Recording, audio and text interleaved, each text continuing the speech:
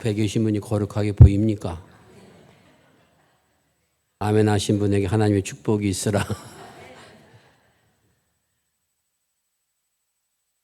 영계 개혁자 마틴 루터가 개혁을 단행하게 된 가장 중요한 이유 가운데 하나가 면죄부라고 하는 사건입니다.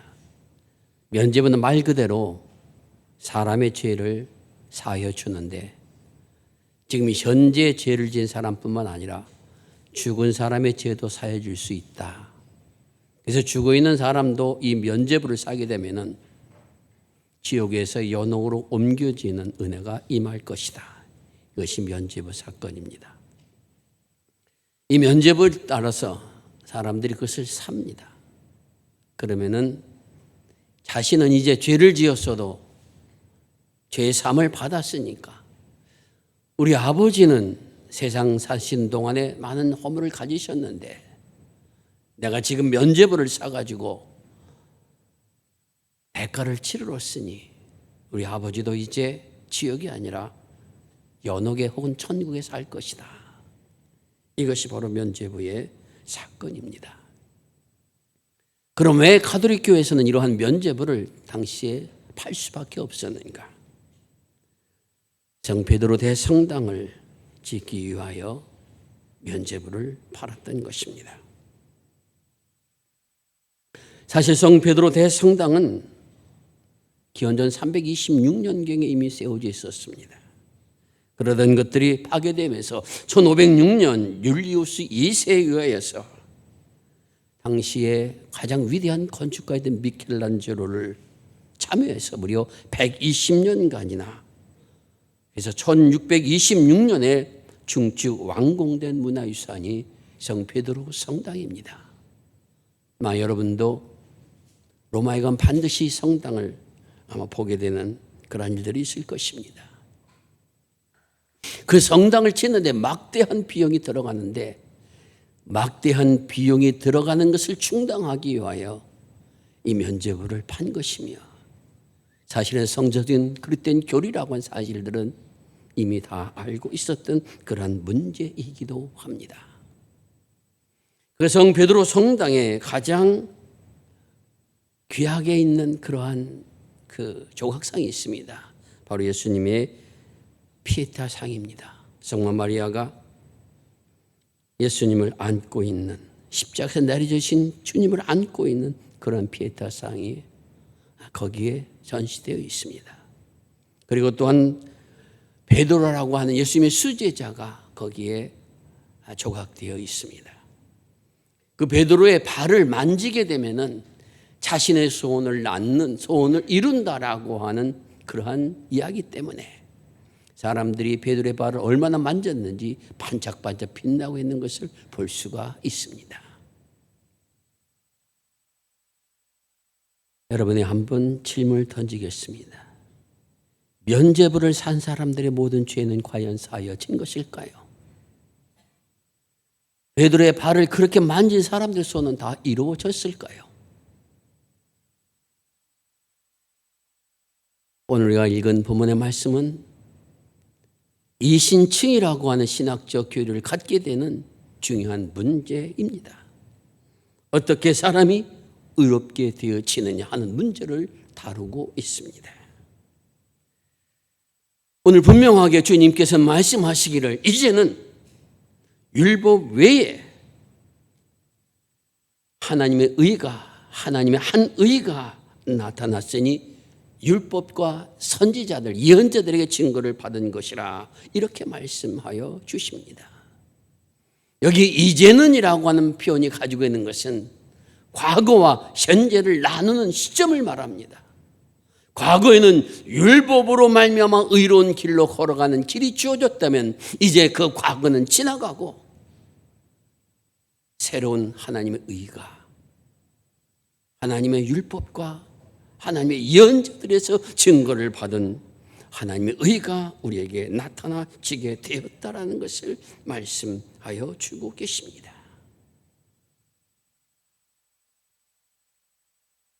우리가 아는 것처럼 율법의 조항을 어느 누구도 글지 하나 틀리지 않고 다 지켜나갈 수 있는 사람은 없습니다.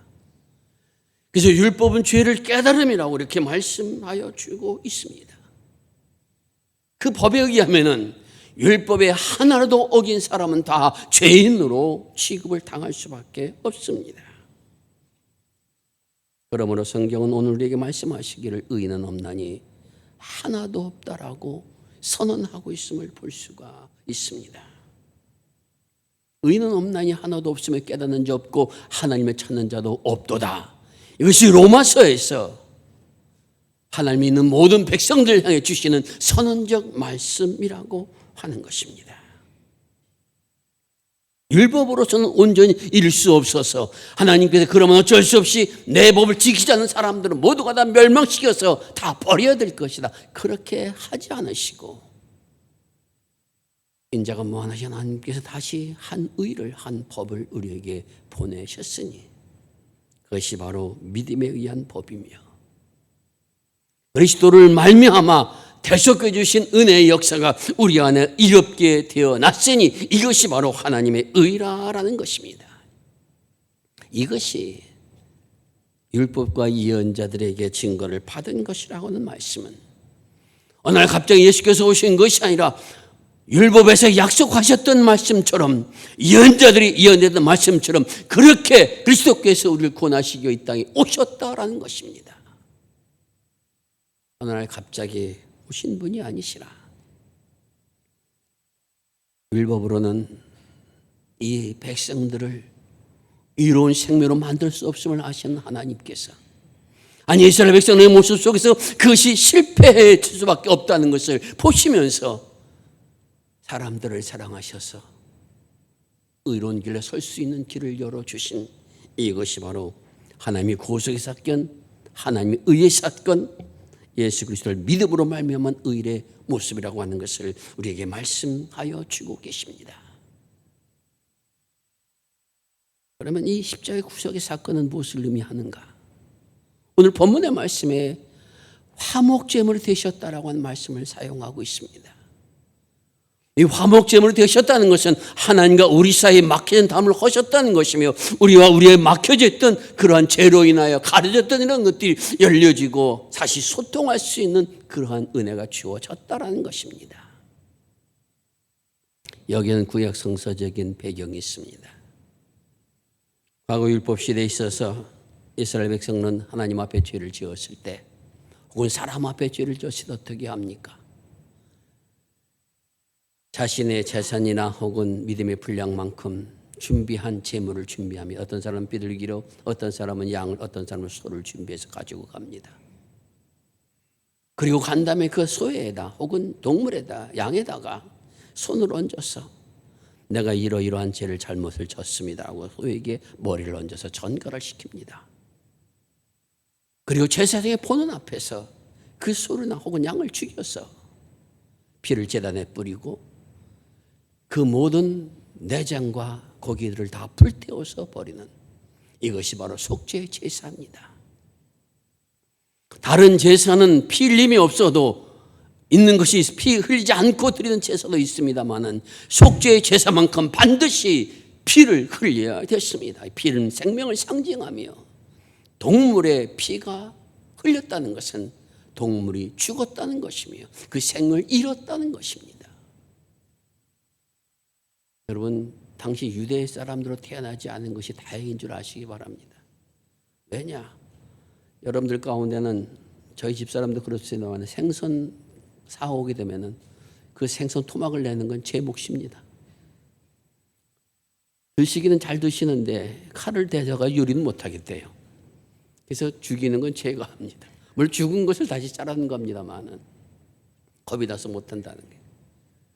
유대 나라에서 여러분 죄를 지어서 내가 많은 죄를 지었으니까 소를 가지고 가는데 소를 죽여야 됩니다.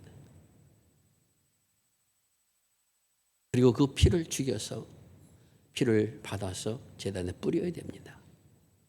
그리고 그냥 그 정도가 아니라 다 각을 떠가지고 부분 나눠가지고 다 제단에 놓고 불살라 버려야 됩니다. 이것이 속죄의 제사입니다.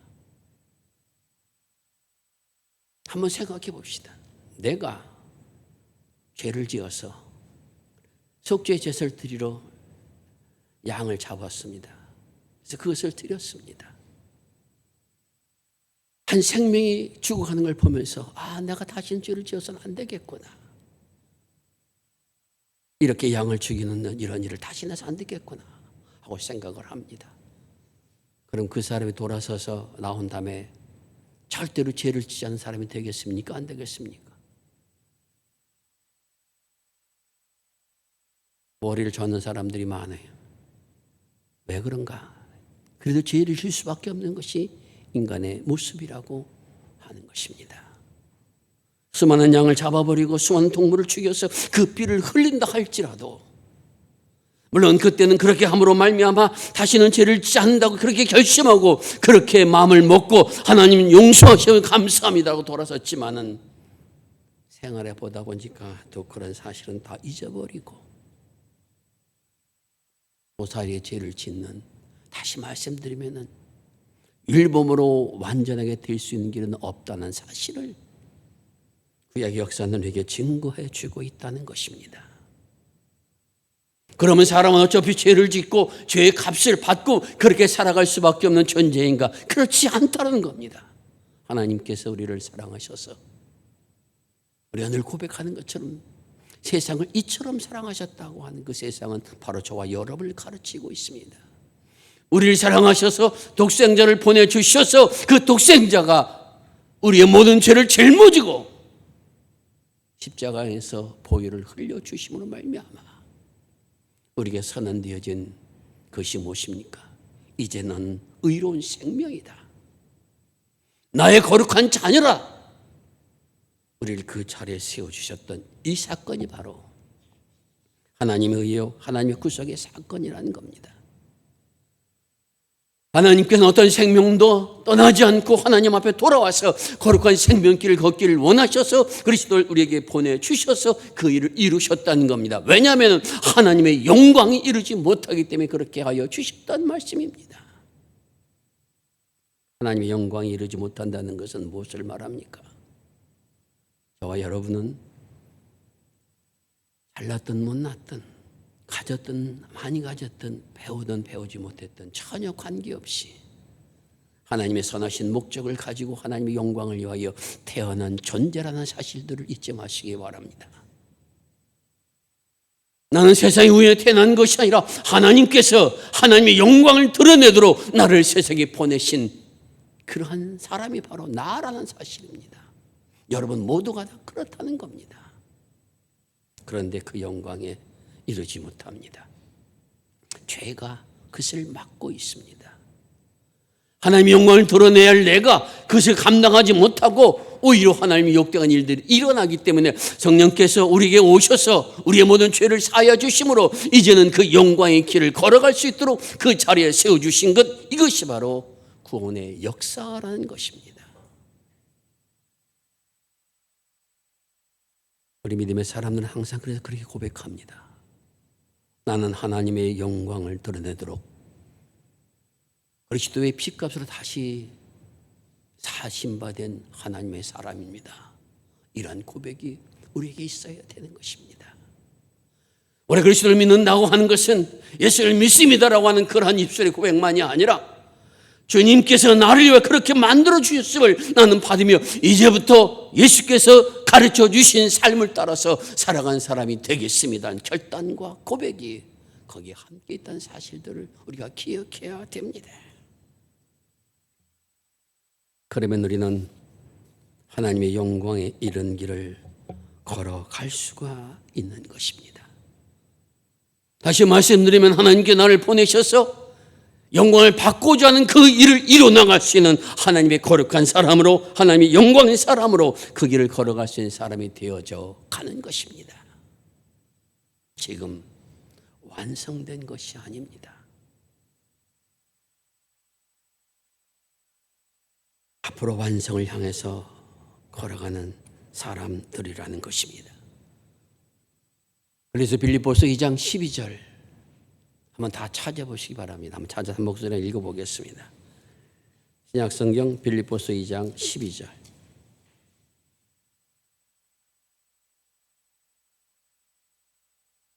다 같이 한번 있습니다. 시작.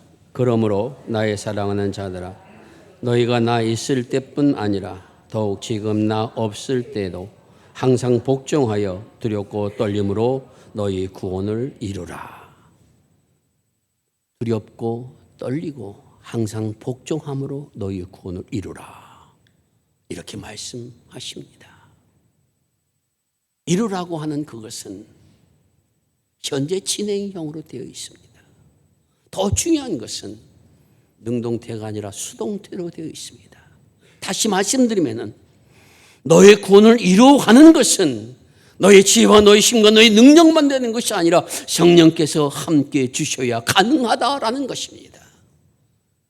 의로운 자리에 여러분을 세워주셔서 의인이라 인정하여 주셨습니다. 그 이로운 생을 인정하여 주신 것은 이제는 하나님의 영광을 이룰 수 있는 거룩한 생이 될 수 있도록 우리를 그런 자리에 세워주셔 걷게 하여 주셨다는 것입니다. 그러나 그러한 성화의 길을 걸어가는 것은 우리의 힘과 우리의 지혜로만 되는 것이 아닙니다. 성령께서 우리와 함께 해주셔야 가능하다는 것입니다. 또한 성령께서 우리와 함께 해주신다 약속하여 주신 것입니다. 여러분, 우리들 믿음의 삶 속에서 하나님께서 나를 하나님의 영광을 나타낼 자로 세우셨고 그것을 이룰 수 있도록 은혜 주신다 약속하여 주셨으니 난 그 약속을 믿고 이 믿음의 길을 달려간 사람이 되리라. 이런 결단과 고백이 우리에게 있어야 된다라는 것입니다. 그리하면 하나님께 그 생명을 받으셔서 그 길을 걸어갈 수도 힘을 주시고 지혜를 주시며 능력을 허락하여 주시며 결국은 하나님 주신 귀한 영화의 생을 살아갈 수 있도록 은혜를 허락해 주신다. 약속의 말씀이 담겨져 있는 것입니다. 그러므로 오늘 우리들은 내가 자랑할 것이 없다고 말합니다. 나의 공로가 아니라 나의 힘이 아니라 그런 길에 선 사람들을 하나님께서 택하여 부르셔서 걷게 해주셨으니 자랑할 것은 없더라. 그렇다면 나는 할 일이 무엇인가라는 겁니다. 우리에게도 그러한 결단의 고백을 가지고 그리스도께서 십자가를 짊어지고 걸어가셨듯이 내가 감당할 고난의 몫을 우리가 짊어지며 걸어간 사람이 되어야 된다는 것입니다. 하지만 그 길은 힘들고 어렵기만 한 길이 아니라 그 길 속에는 하나님께서 우리를 거룩한 생명으로 변화시켜 나가는 성화의 약속이 계신 것이며 거룩한 생명을 변화시키기 가장 중요한 것은 그 나라에 합당한 생명이 되게 하신 하나님의 은혜가 나타나기 때문에 그렇다는 겁니다. 세상에 살아가는 동안에 어려움도 당하고 아픔도 당하지만은 내가 나 존재를 인식할 때마다 기억하는 것은 나는 세상 속에서 하나님의 거룩한 존재로 불림받아서 세워진 사람이요 그 길을 거룩한 사람이요 이제 영화로운 하나님의 나라에 들어갈 그러한 영광을 얻는 사람으로 나는 불림을 받았다라고 하는 이 믿음이 우리 속에 있어야 된다라는 것입니다. 조금 못 살든 조금 어리석게 보든 그것이 나를 결정하는 것이 아니라 내 존재가 하나님 앞 택함을 받아서 이 길을 걸은 하나님의 사람이라고 하는 비록 내가 부족하지만은 하나님 앞에 나를 깨닫게 해주셔서 용서할 땐 용서해 주시고 내가 회개할 땐 회개하게 해주시고 때로는 용기를 낼 땐 용기를 내게 해주셔서 거룩한 생명으로 변한 하나님의 역사에 쓰임받는 사람인 것이며 언젠간 하나님의 영화로운 날에 들어가는 택함받은 백성이라고 하는 사실 이것을 기억하며 걸어가는 것 이것이 우리가 걸어갈 믿음의 길이라고 하는 것입니다. 사랑하는 여러분, 어느 누구도 완벽한 사람은 없을 것입니다. 하나님 나라에는 그러나 완벽하지 않은 사람은 들어갈 수가 없습니다. 우리의 모든 과정은 그런 완벽한 사람이 되도록 인도하신 성령의 역사와 함께 그 날에 합당한 전에 빚어가는 역사가 우리의 믿음의 삶인 것입니다. 어떻게 가능합니까? 염려하지 마시기 바랍니다. 포도나무에 붙어있는 가지는 언젠가 열매를 맺게 되는 겁니다. 나도 모르는 사이에 붙어 있으니까 깨닫는 바가 있습니다. 붙어 있다 보니까 알게 된 역사가 있습니다. 그러다 보니까 열매를 맺혀지게 됩니다. 그러다 보니까 이것이 은혜로구나 하는 사실을 깨닫게 되는 것입니다. 제가 우리 집 뒤 그 사택 앞마당 저 뒷마당에다가 뽕나무를 심었습니다. 심어놓고 나면은 열매를 굉장히 많이 기대해서 그 오디를 딸 생각을 했는데 올해는 요만한 거 한 서너 개 맺혔더라고요. 그게 날 뭔가 하고 딱 보니까 오디예요. 그 전에 내가 어떤 의심이 있었는지 하면은 이게 뽕나무일까 아닐까 하는 의심이 있었어요.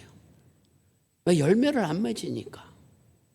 그런데 그 세 개를 맺는 그것을 보면서 이건 뽕나무구나. 사진을 찍어가지고 보여주고 하는 그런 앱도 있어 해보기도 했습니다만은 확실한 것은 열매를 맺으니까 그것이 뽕나무란 사실을 분명하게 알게 되고 그다음 잎을 따가지고 그 잎을 가루를 만들어 먹으면 좋다고 해서 가루를 냈습니다. 여러분의 믿음의 삶이 풍성한 열매를 맺지 않아도 관계없습니다. 지금 내가 그리스도인으로 의로운 사람으로 인정받은 사람인 것이며 주께서 나를 이렇게 인정하여 주신 것은 여기에 머물지 아니하고 더 거룩한 길을 달려갈 수 있는 그러한 자리에 세워주신 것이며 달려갈 때는 그 달려갈 수 있는 힘과 지혜와 능력과 모든 것을 채워주신다 약속해 주심을 나는 믿습니다. 나는 그 길을 걸어가 아버지 영광에 이를 사람입니다. 이러한 믿음의 의식들이 오늘 우리 속에 있어야 되는 것입니다.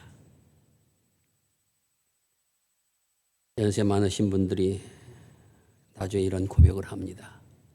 재산도 쓸데없고 다 쓸데없다. 내가 그 날을 합당한 생명으로 빚어져서 그 날을 바라보는 소망과 기쁨이 있다면 그것으로 족하다. 그럴 때가 얼마 안 있으면 이미 오신 분도 있고 여러분이 원하든 않든 그런 자리에 서게 될 것입니다. 그때 하나님 나를 세상에 보내셔서 이렇게 살게 하신 것 감사합니다. 이제 나를 받아줄 나라가 있음에 감사합니다. 모든 나의 삶을 마치고 주님 앞에 갈 수 있음에 감사합니다 고백하는 자리에 서는 축복이 저와 여러분 모두에게 임할 수 있기를 바랍니다. 나는 부족하여도 하나님께서 그렇게 하여 주실 것입니다. 기도하겠습니다. 아버지 하나님, 우리 그리스도의 피로 구속하여 주셔서 의로운 자리에 서게 하여 주시고 그날에 합당한 생명으로 성화되며 영광을 받을 생명으로 인도하여 주심에 감사를 드립니다.